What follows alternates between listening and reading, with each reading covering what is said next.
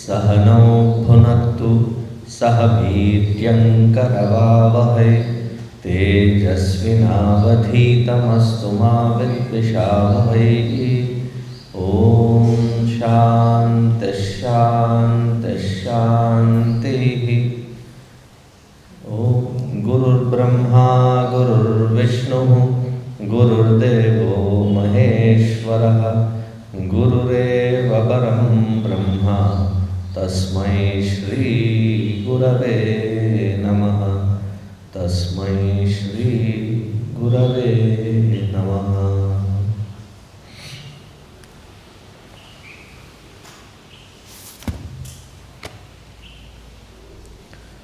कटाक्षकिरणाचान्त नमन्मोहाब्धये नमः। अनन्तानन्दकृष्णाय जगन्मङ्गलमूर्तये।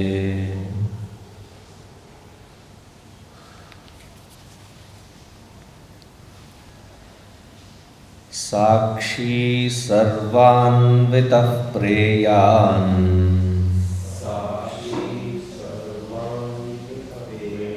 Page number 38 shloka number 9। साक्षी सर्वान्वितः प्रेयान्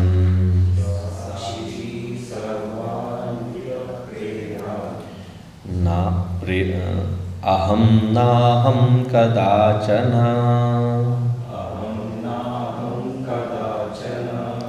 परिणामपरिच्छेद परितापैरुपप्लवात्।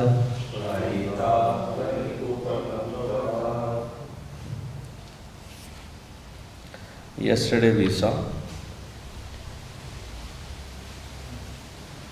mamata parirabdhatvat akridatvat idam dhiyah। akridatvat idam dhiyah,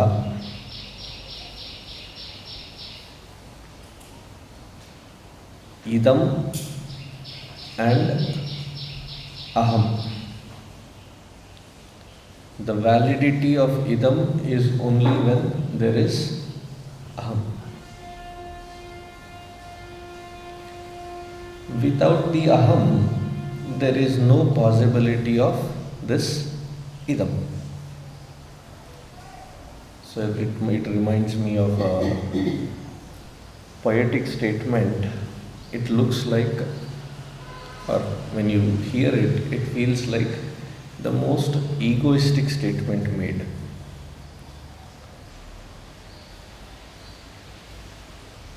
हमसे है ज़माना सारा, हम ज़माने से है नहीं। हमसे है ज़माना सारा, हम ज़माने से है नहीं। Without this aham, there is no possibility of idam. But the kind of thought that we entertain, completely enmeshed, parirabdhatvat, and we keep tossing around akridatvat, in that which we are enmeshed with. How deeply are we enmeshed? We go out on the festival of Holi. So the holy day.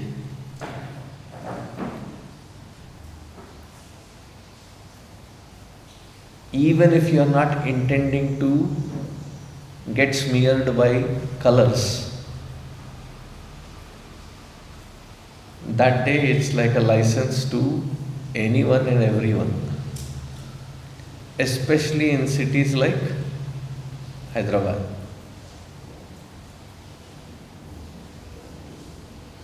रंग तो लगेगा ही.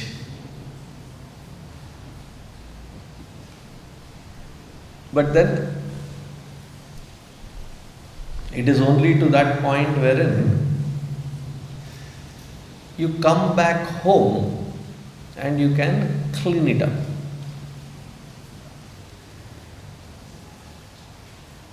Some people very intelligently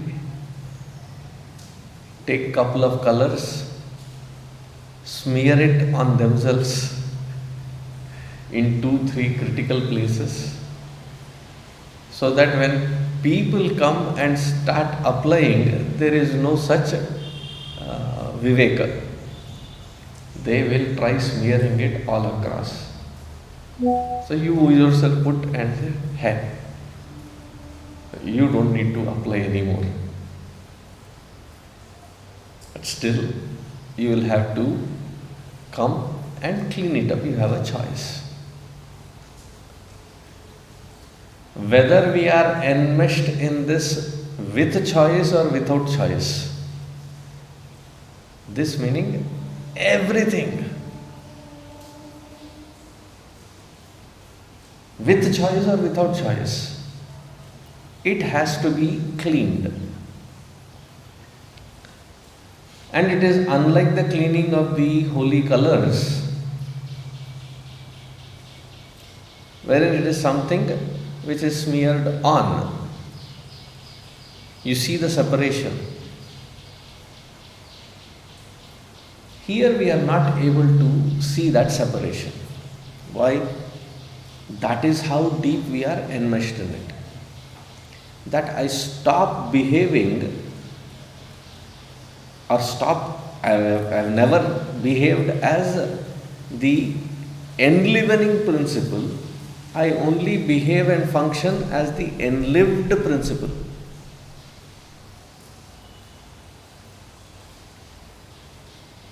At the end of the puja,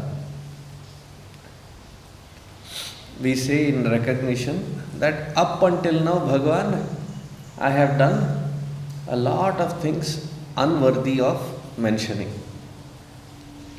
Therefore, the confession there is, you don't need to go on a Sunday to confess. Ours is a daily one.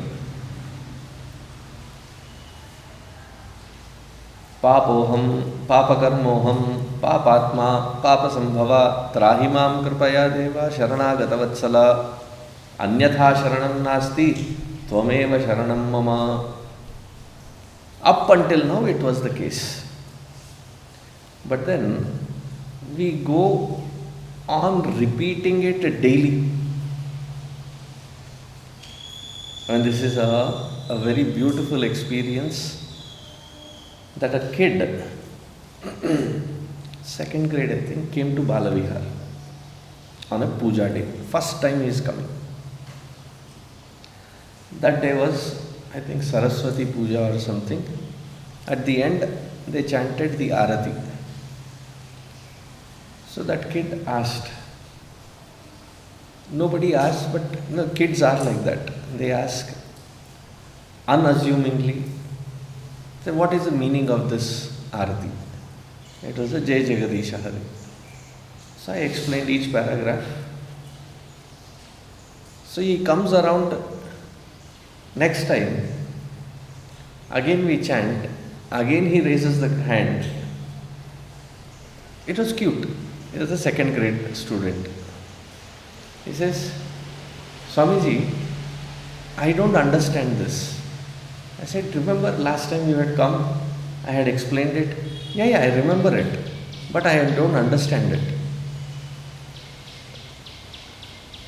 So I could guess, I could see that this was not a prevalent thing that usually at that age kids do, masti ke liye.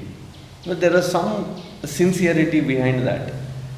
And I said, last time itself when you said, Tera tujhko arpan kya lage mera, if I have given everything, why should I chant it again?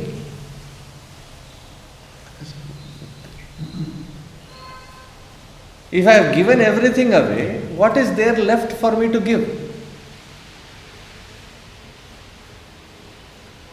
Am I getting across? What a beautiful thought. That sincerity is seen. That up until now I have done all things being this enlivened. Here thereby I say that I have given up all of it. Then I said, I am glad you did 100% last time you heard it. But the rest of them here, they have a EMI policy.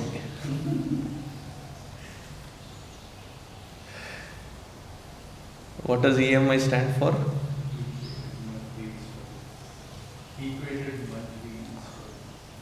It is equated monthly installment. So last time they came, they gave up 0.00000001%. This time they are planning to give up something of that kind. That kid said, how can it be? Either you give or you don't. If you are giving in installments, that means you have not given.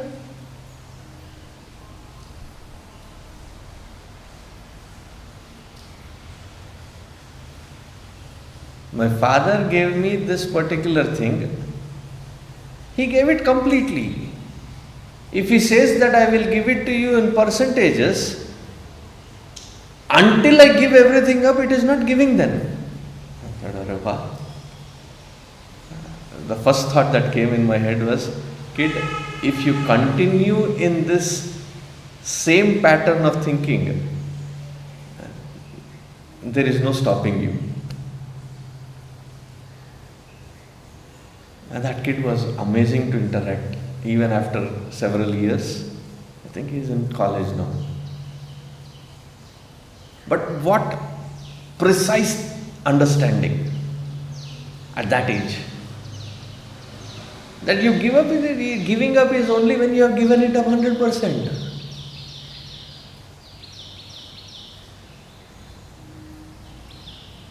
It cannot be done. If it is done, it is only an assumption that it is done, otherwise it is not done at all. And it was like a stunned moment for the entire congregation.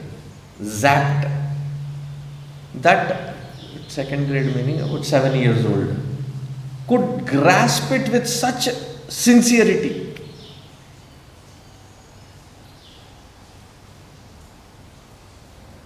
That though we hear, though we listen, though there is Shravana happening, the effort to stay not enmeshed has not yet begun. Why? Either there is an understanding expressing as application, or there is no understanding because there is no application.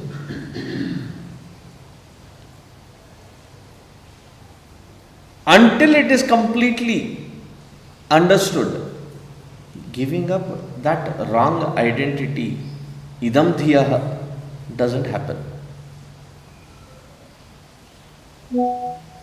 Now, why are we so hung upon holding on to it so much? So, in this next shloka, that which we have already chanted, Lakshmidhara Kaviji, he says it beautifully. He now evaluates what is this aham principle. what exactly it is and what it is misunderstood to be.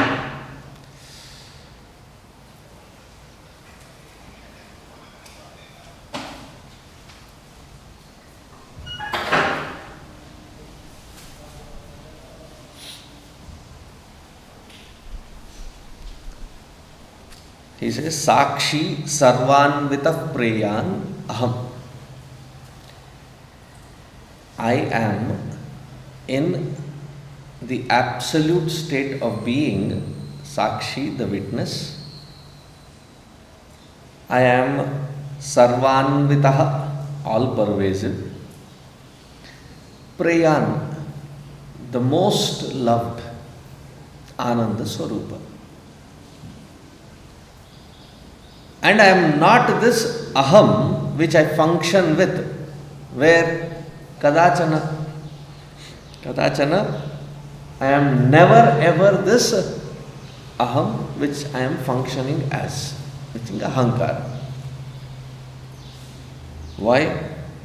Because pariṇāmaparicchedaparitāpairupaplavāt and paritapaihi upaplavāt, the exact translation, Hindi there is a word, phudakta rehta hai. It keeps throbbing forth in these kinds of expressions. What are those expressions?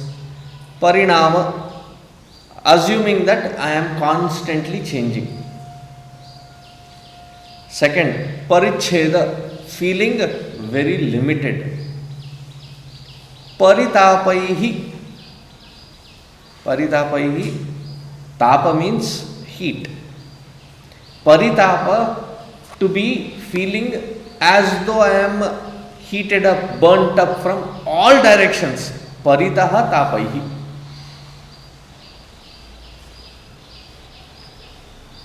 So let us understand this word aham, ahankara. There are various ways to look at it. The most Vedantic way of explaining it, they call it as abhasa chaitanya. We also hear the word chidabhasa.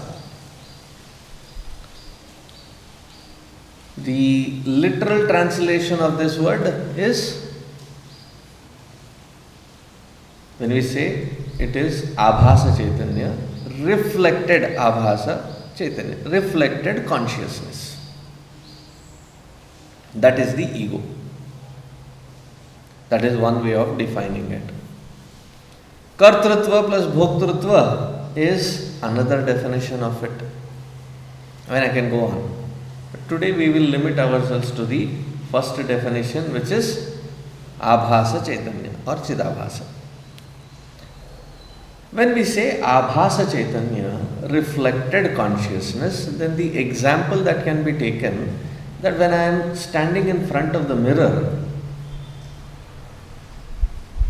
as soon as I stand in front of the mirror, there is my reflection. I have to apply chandan, kumkum, tika, whatever it is. As soon as I have to put that on, where do I put it?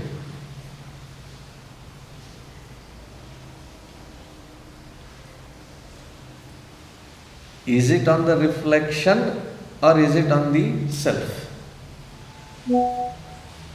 It is on the self. As soon as it appears on the self, it will be seen on the reflection. If there is a correction to be made, sometimes when you put chandan, it doesn't come exactly round. Somewhere it got smeared a little, so it is in a very odd shape. So where do you do the correction of it? Not on the reflection, right? There is a shairi in which he says, the poet says, सारी उम्र चेहरा आईना साफ करता रहा, धूल चेहरे पे था. I had been cleaning the mirror, not knowing that the dust or the mala was on the face. You don't do the correction of it on the mirror, on the reflection. It's pointless. You have to do it on the self. So when I see a reflection, yes, for essence of it we say that which is seen in the mirror is the reflection. But then there has to be a mirror for the reflection to exist. There has to be a light which is illumining that mirror and you. It has to reflect, it has to illumine both. It has to illumine the mirror as well as it has to illumine you, that which is being reflected. In darkness, when it is not being illumined, can there be a reflection? Though you are standing in front of the mirror, it cannot be. If the example is understood. Similarly, when we say Chidabhasa or Abhasa Chaitanya, what does it mean? There has to be the illumining reality, Chaitanya. There has to be the reflecting surface, which is our Antakarana. The most sukshma of that Antakarana is the intellect. In that intellect, it reflects.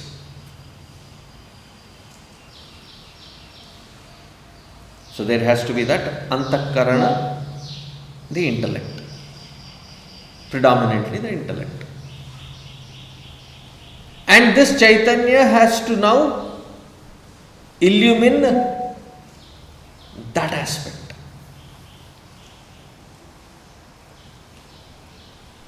And the illumination by induction, as though from that buddhi induces the enlivening principle into the mana, from the mana into the organs of perception action, thereby the body.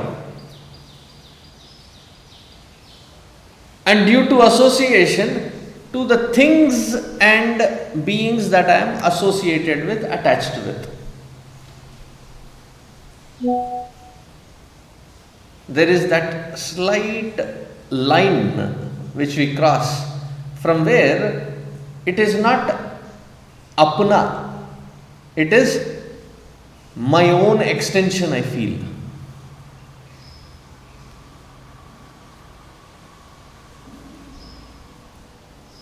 Just as we say face is the index of the mind, in psychology they say even how you keep your room is a reflection of who you are.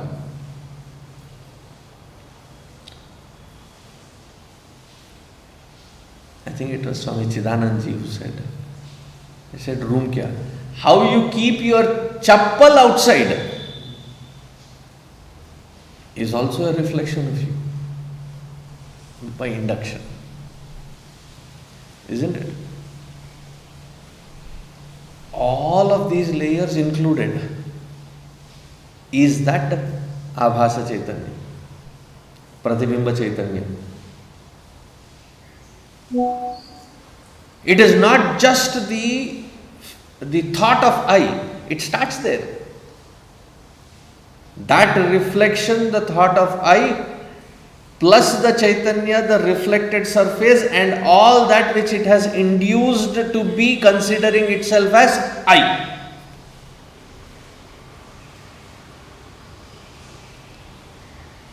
There used to be advertisements. The word said, the perfect man.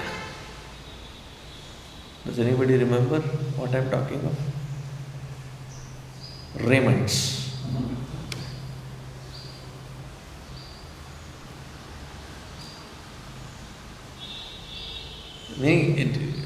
It's not just you, but what you wear, what you take, what you do. All of this included goes into you as the personality, the person's personality. But I behave as though I am that entire conglomerate put together. That is the ahankara.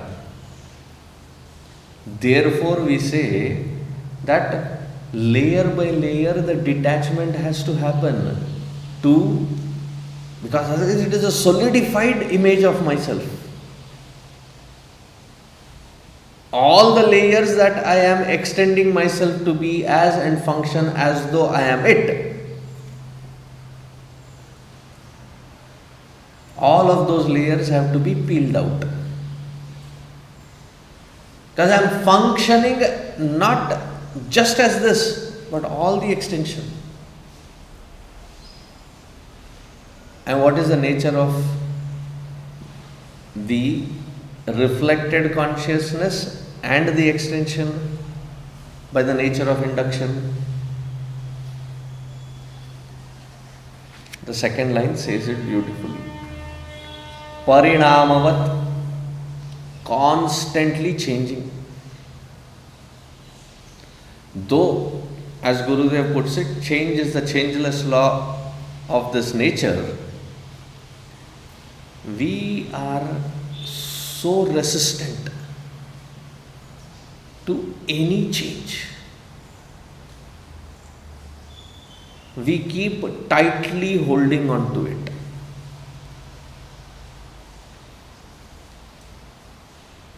We don't like the change, the first change that occurs.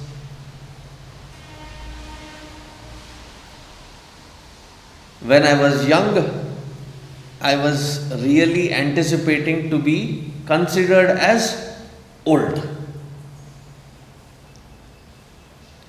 But when that old actually happens, there's so much of resistance. Don't call me uncle or auntie. I remember my own experience. I was coming back, I was in the ashram. We used to be sent every Friday to different schools to conduct value education or Bala Vihar. It was a good challenge for us.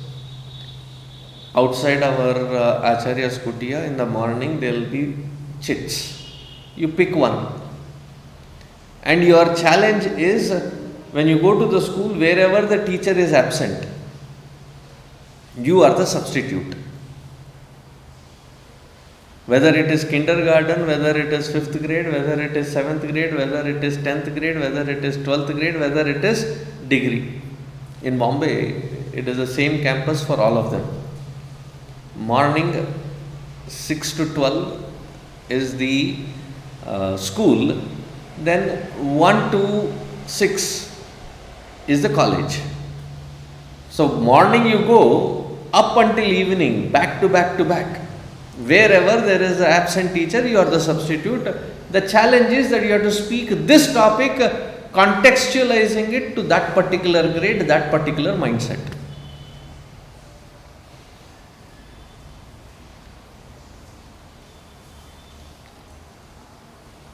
Where was I taking this example to? Someone calling you hospital. So we went to that Bala Vihar. I was coming back. That local train. So that day the college was somehow given, they had some sports day or something. I took leave, and along with once the schools are let go, that is the huge crowd. So I got into the train. Some of these kids, they were also there. So I was standing. You know the suburban trains, it is kach filled. Somehow holding on to. And in the background, somebody is saying, "Uncle, time kya hua?" All little fellows. I said, they must be calling some uncle. And then finally that kid, after 3-4 attempts of calling, he tapped somewhere in the lower back. Uska height utna hi tha. So, "Uncle, तेरे से पूछ रहा है." खाली पीली फुकट में watch डाल के स्टाइल मार रहा है क्या? टाइम क्या है? I gave him the time, but there was this soreness that was there for the rest of the day. Up until then, I was being called Bhaiya. You know, in Sikh we have that habit, Bhaiya. Suddenly today I was graduated forcefully by a young of tiny tots.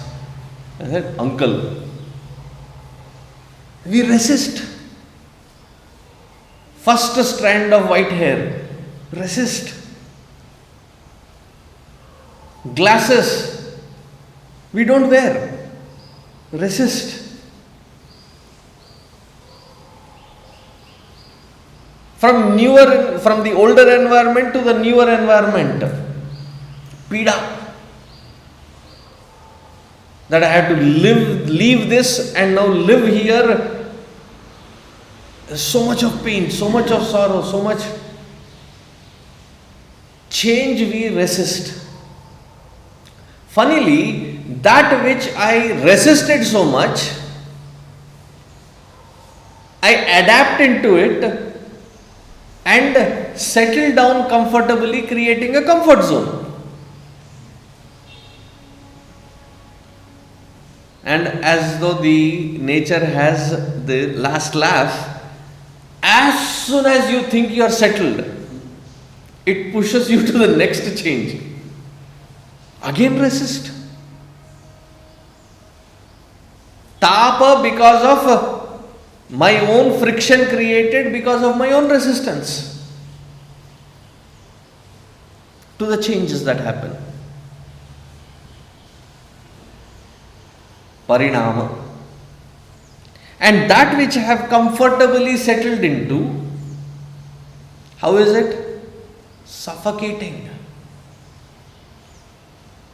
In that suffocation, paricheda meaning that which limits you. Anything that limits you, you feel suffocated. Yeah, some people have this fear of closed spaces, claustrophobia, lifts, elevators. I never had ever experienced it. Outside of Warangal, there is this beautiful temple. There is a Shiva temple, and once you have the darshan of that Shiva, if you want to proceed further, there is a little stream that flows between two stones. You get into that stream, squeeze yourself past that stone, there is a little pool of water. You submerge yourself, get to the left side of the stone, get past it and rise again. There is a cave inside. There is a huge Shivalinga there. Those who cannot visit it, they can visit the outside and leave. But we had made up our mind because this is unusually different. The way it was placed. The moment I stepped in and had to squeeze myself through that stone, I had not yet submerged. To get to that submerging point, it takes about 30-40 seconds for you to squeeze and then walk through and then get to that point. That 30-40 seconds felt like eternity.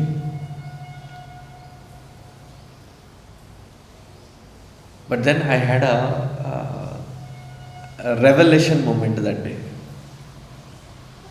Why do we feel claustrophobic? Not only I experienced claustrophobia, but I also had a flash of understanding why it happens. It is because there is no air circulation, there is suffocation. Your skin has to feel that air circulation. When everything is like standstill, there is not a single movement there. it feels like it is pressing you from outside. And I got through and got to that open space, then I felt okay. That 30 seconds to pass through.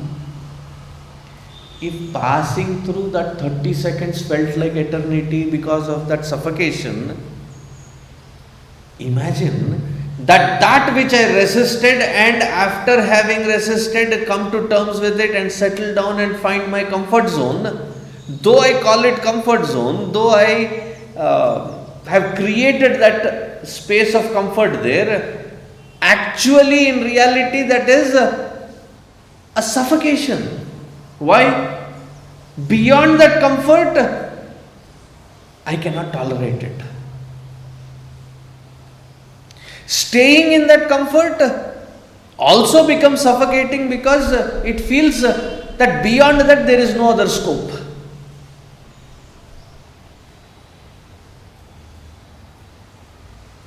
Whether it is at the body level, the limitations of the body, people feel suffocated of how I look to the world.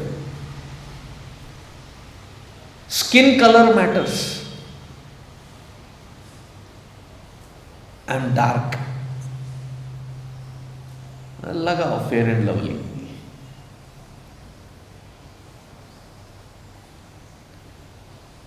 I'm not comfortable as to the shape of how I look.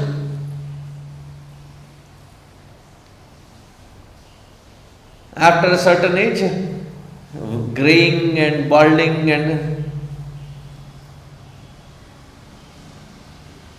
you can see on YouTube and other places, the thumbnail has a different photo, a young and charming photo. But as soon as you get past that young and charming photo into the, अरे photo में वैसे दिख रहा था thumbnail में. You can later figure out that this fellow is the same fellow as this, but this is so different. Why? I still want to project myself as that, not as this. I looked young, I looked smart, I looked charming. Now I look different.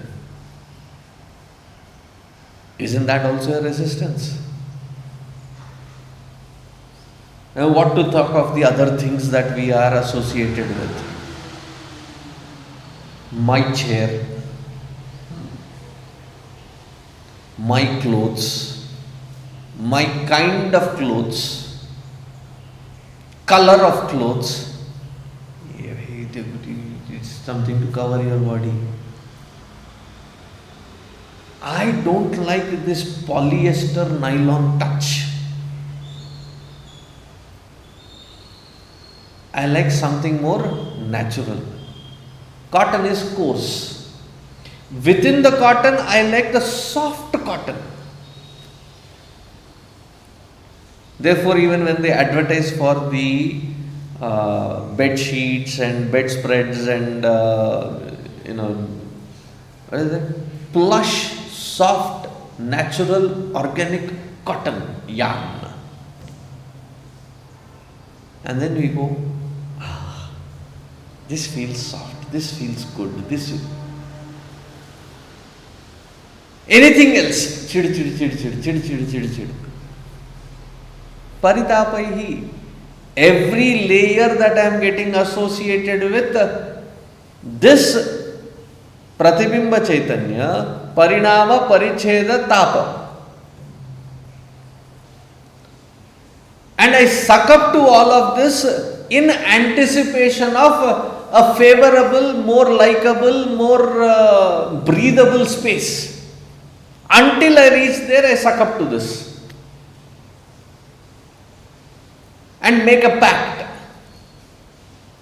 in hope that one day I will have everything settled. Then there is maja o maja. By the time you get to that point of your imagination, as soon as you reach to that point, there is such a disappointment. Because it always looks greener on the other side. You go there only to realize, what happened to that? Then you realize that was only in my imagination. There are many people that want to leave India, go to foreign land of opportunities. Sab itna clean, sab itna acha, sab itna beautiful. Even after going there is, over the coffee, chai pe charcha. Criticize India that it has so many issues. My question to them is, having reached there, these set of problems are not there. Do you think that there is problem free? It has its own set of problems, that which you are not raised in, and completely takes you by shock.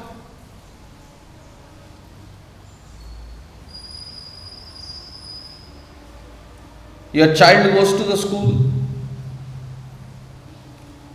3rd grade, 4th grade, goes to the school as a son, comes back confused. Dad, I think I want to be a woman. ये क्या हुआ? New problem.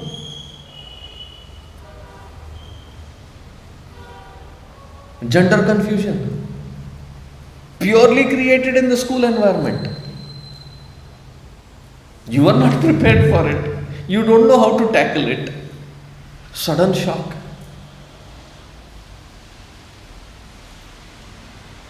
We eat our food daily. But then for that environment, this food, it smells different. You may not be aware, but if you have cooked Indian food, while cooking, whatever clothes, even the hair, even the skin, it absorbs those smells, and when you step out, you can clearly say, did you make pulihara today? Did you make garelu today? Did you make sambar today? Why? And that smell is yucky for them. So you're ridiculed for your skin, you're ridiculed for your way you look, you're ridiculed for the way you smell. The kid comes back saying, I hate to be an Indian. Naya problem. These set of problems are not there. Those new set of problems will be there, but there is no situation or a place or an environment where there is no problem. Pariṇāma, change, will always have paricheda, limitation. And that limitation will create its own paritapa, burning situations. And that newer situation we are not, because we are not raised there. It will have its own newer way of accustomed. I am not ready for it. I am shock after shock after shock. Cultural shock.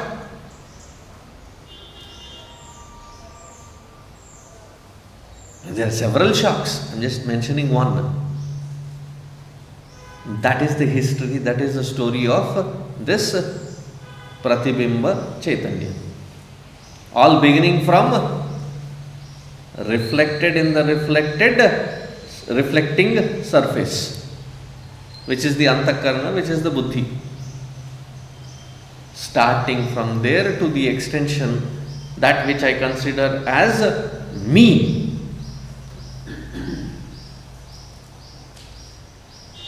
Whereas, what is the nature of this Atma Chaitanya? Not the reflection, the reflected, the source. He says in the first 3 words, sākṣī, sarvānvitaḥ and preyānahaṃ. Sākṣī, in the footnote of this very print. Sakshat ikshate iti sākṣī.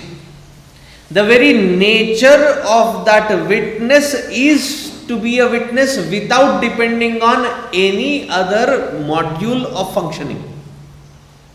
Even the buddhi draws that capacity to witness something because it is the nature of that supreme to be a witness of anything that happens.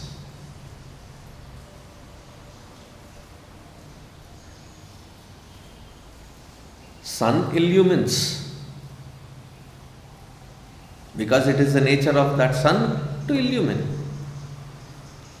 Buddhi can also illumine the rest of the layers of matter, having borrowed that nature from the source. Initially, when we begin the sadhana, we say, start being the witness of everything from the most subtle of the instrument that which we possess, which is the buddhi.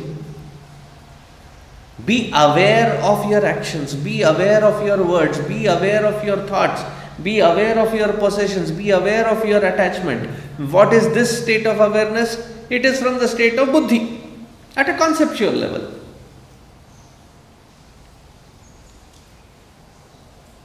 But even that buddhi is witnessing because the nature of my own core of being, which is the Atma Chaitanya, is of the nature of unhindered witness. It does not require anything to be witnessing through.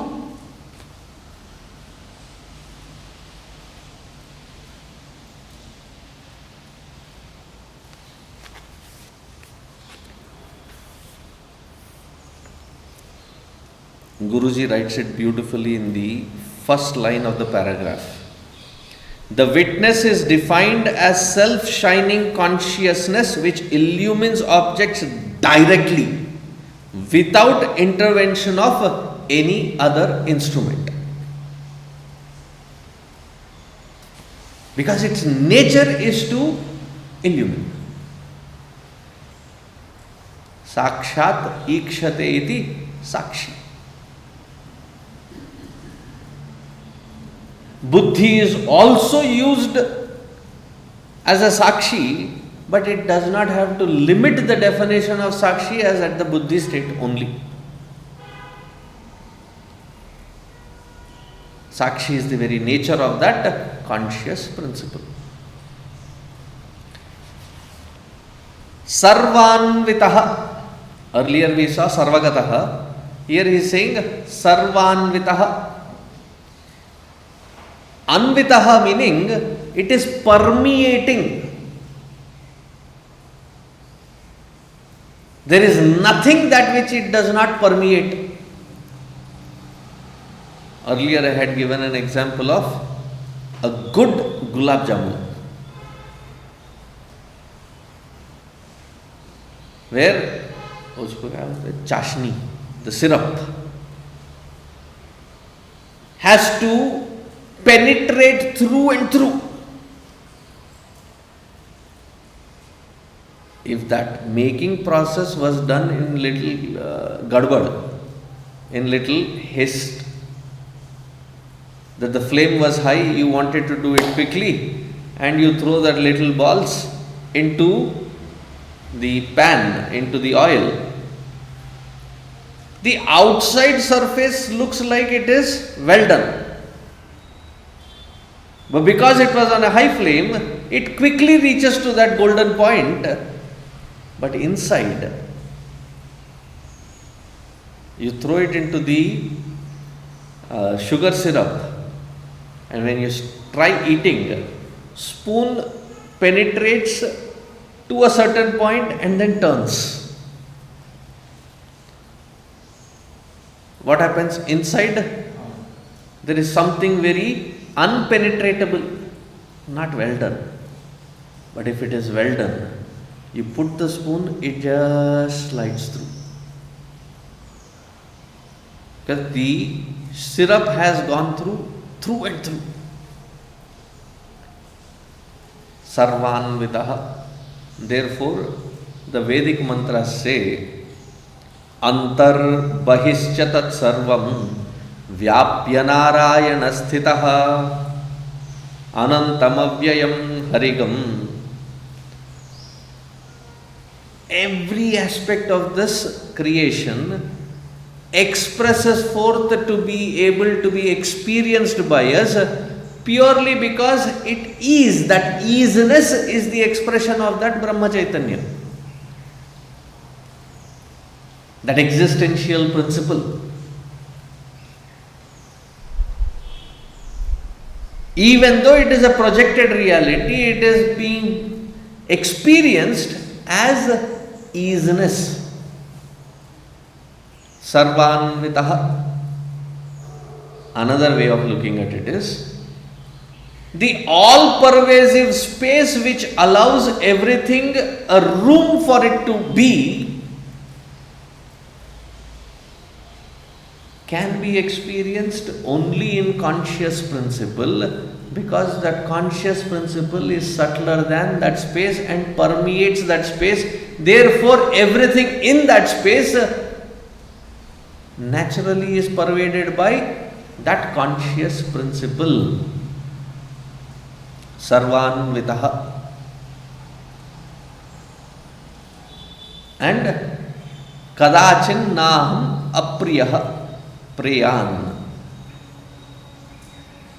I love myself the most.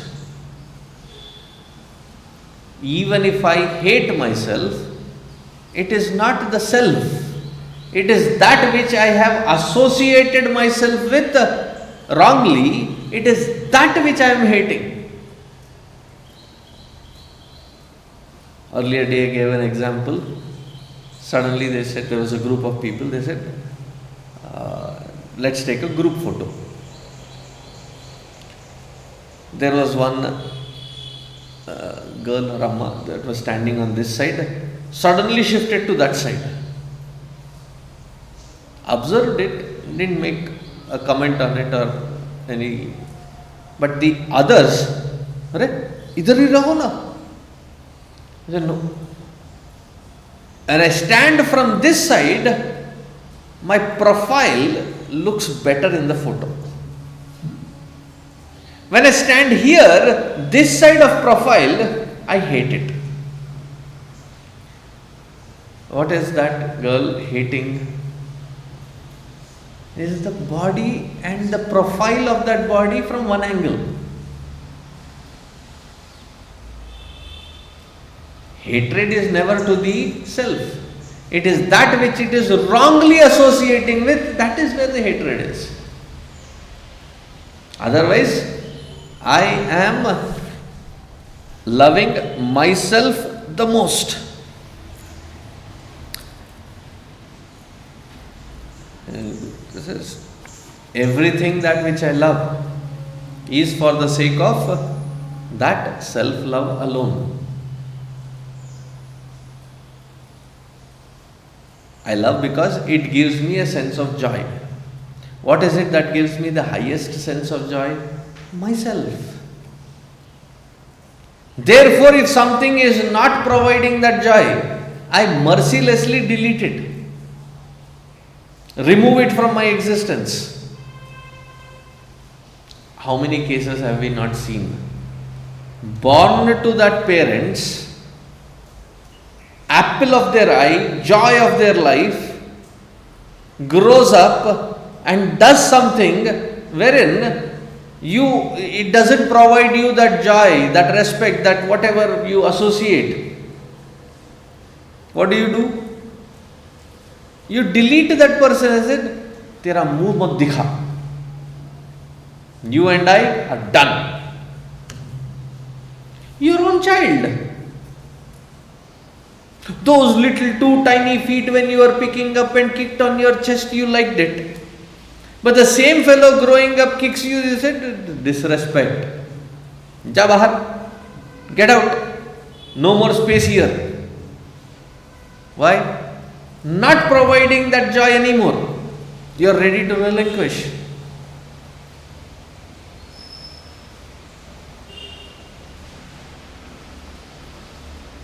fall in love. It's easy to fall in love. After that, to maintain that love is a problem. Why? From distance, everything looks shiny, sharp, and beautiful.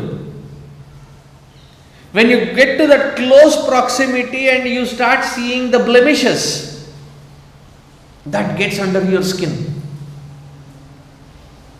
That which was, I cannot imagine myself living without you. What does it become? I cannot stand you even a moment. Give me my space, give me my room, give me my breathing room. Meaning, सांस लेना भी मुश्किल हो रहा है उनके presence में. Cannot tolerate any further.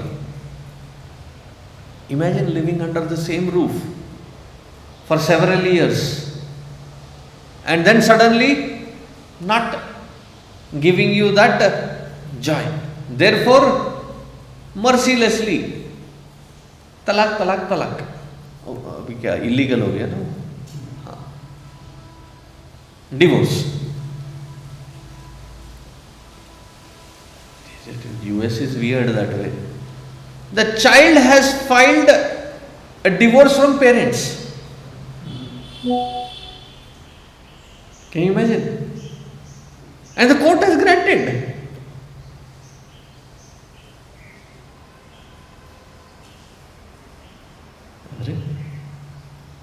Unimaginable, right? That which was our very source of love, source of joy, I stopped because it doesn't provide that joy any further, because what matters is my joy, my ananda. But with the rest of the attachments, which is pariṇāmaparicchedaparitāpairupaplavāt, which boils me from within, upaplavaihi, still there is some hope left, therefore there is attachment. Attachment of the ego to all of these layers. That means we have not evaluated it enough. We have not done the manana enough. Because if there is clarity, there is no attachment. If there is still continuance of that, that means there is absence of clarity.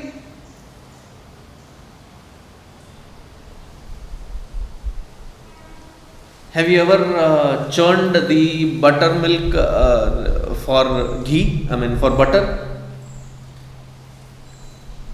How long will you keep churning?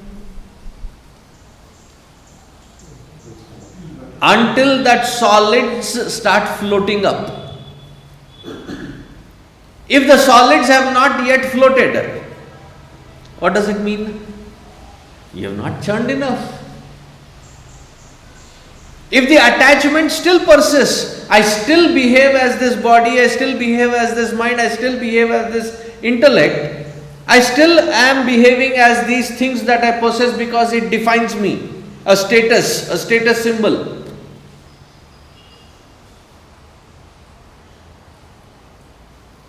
If that is my definition, that means I lack clarity from the standpoint of Vedanta. The moment there is clarity, there is complete detachment. When Bhagavad Gita says, Asanga shastrena dridhena chitva, the shastra is detachment. But the sheen, the sharpness of that is viveka, is that clarity. Without that, there is no possibility of cutting it. Without that clarity, just because in that, in Telugu lo antam kada, oop vachindi. Because you heard something or in that momentary zeal, you try. It is blunt knife. It hurts. And then you give up. No. The integrity is not there to accept that my viveka is not strong. We end up blaming. Vedanta is confusing. Vedanta is complex. Complex is not Vedanta. Complex is my ego and its identity. Therefore, there is upaplava.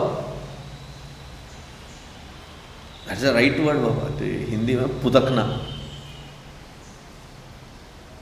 In Hyderabadi Hindi, when somebody is overacting or acting, behaving over smart, what do we say?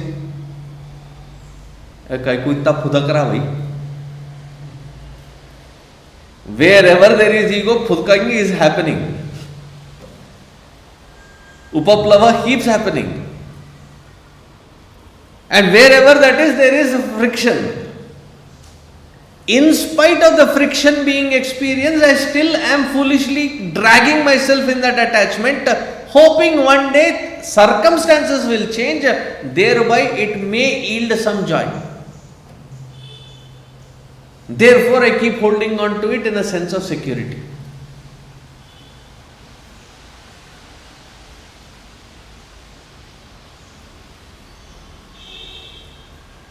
Even the Vedanta, coming to the Vedanta class and all of this, is a sense of identity, a comfort zone.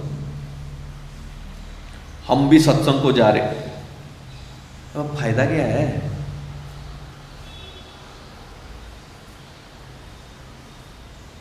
If after years, there is still a hope, because Gurudev, and some Amma came and she never came to satsang. Husband used to come. And when that Amma finally met with Gurudev, mockingly she said, it seems, I don't know what he does coming to you, Swamiji. I promise you, he has not changed a bit. Then Gurudev in his own said, then you certainly owe me a thanks. She was like, I am mocking you and him, and you say you owe me, that I owe you a thanks? He said, yes. You said that he has not changed even a bit. Without me, there was a possibility of he degrading further. At least I have stopped that. Maybe we are in that puzzle phase, because if we still behave as the body, mind and intellect, detachment has not yet happened. Maybe deterioration has not happened, but detachment has certainly not happened. Without detaching, all the other subtle sadhana of nididhyasana is an impossibility. Therefore, churning manana has to happen intensely. See, after listening to all your inputs, I came to the conclusion that there has to be one session in the ashram continuously where this manana is the focus. When people ask, how many days will you take this Advaita Makaranda? And I don't know. I literally don't know. Because my effort is not to complete books. My own effort is to see how well can we understand these principles so that this detachment can happen and that manana leads us to that. Nothing short of it. Because the intensity that I am coming from is, we have this beautiful opportunity, this particular life. Next life, what will happen, we don't know, we have no guarantee. Either even if we will be born as this, we don't know, meaning as a human. So this beautiful opportunity that we have, if it is not utilized for this purpose, as Shankaracharya ji puts it, tata kim, tata kim, tata kim. In Hyderabadi Hindi, that would be translated, kya ukhad liya? In Telugu, ఏం పీకావు?